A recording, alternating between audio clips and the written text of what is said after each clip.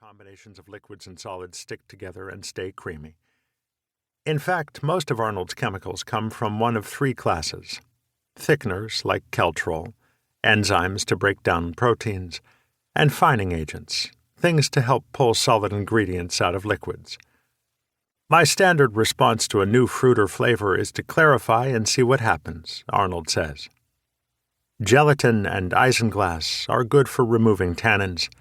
Chitosan, made of crustacean shells, and silica can pull solids out of milk. But vegans don't eat chitosan, gelatin, or isinglass. They're all animal products. Arnold would like another option to offer at the bar. Chitosan made from fungal cell walls might get past the vegan barrier, but doesn't clarify as well, he says, and neither does the mineral bentonite. Arnold also uses agar sometimes. It comes from seaweed.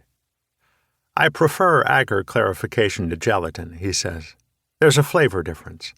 Sometimes it's a benefit and sometimes it's a detriment. Depends on the application. The point of all this stuff is to bring to bear the most sophisticated chemistry and lab techniques in the service of one singular, perfect moment.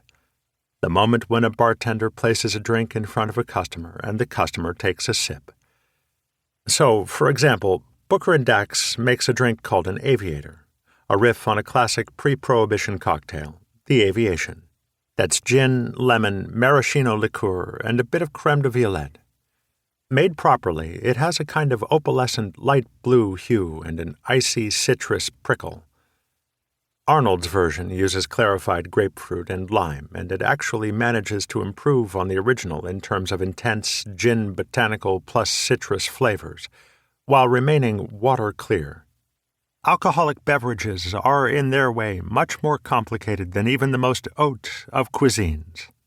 This is the kind of insight that drives Booker & Dax, though Arnold doesn't really cop to that. I'm not trying to change the way people drink. I'm trying to change the way we make drinks, he says. I'm not trying to push the customers out of their comfort zone. Quite the opposite, in fact.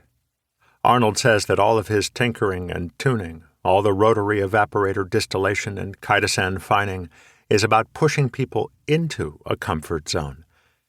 He's trying to take a rigorous, scientific approach to creating a perfect drinking moment, every time.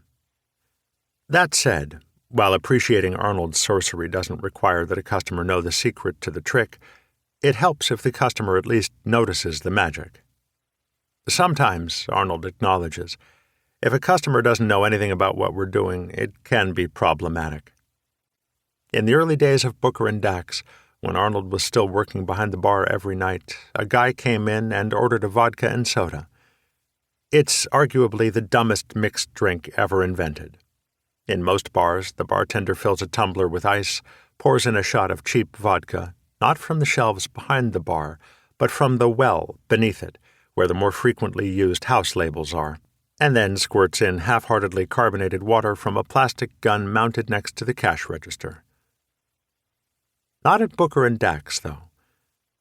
Arnold thought about it for a moment and told the guy he could make one, but it would take 10 minutes, and could the customer please specify exactly how stiff he wanted it. Arnold was going to calculate the dilution factor that would ordinarily come from ice and soda, titrate vodka, and maybe a little clarified lime with still water, and then carbonate the whole thing with the bar CO2 line.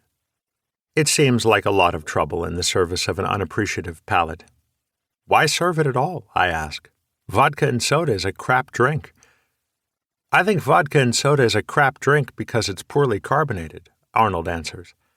If I can make it to the level of carbonation I like, it won't be crap. I will not serve a cocktail that will make me sad. I push the point. But the customer wants a crummy vodka and soda, with soda from a gun, because that's what he's used to.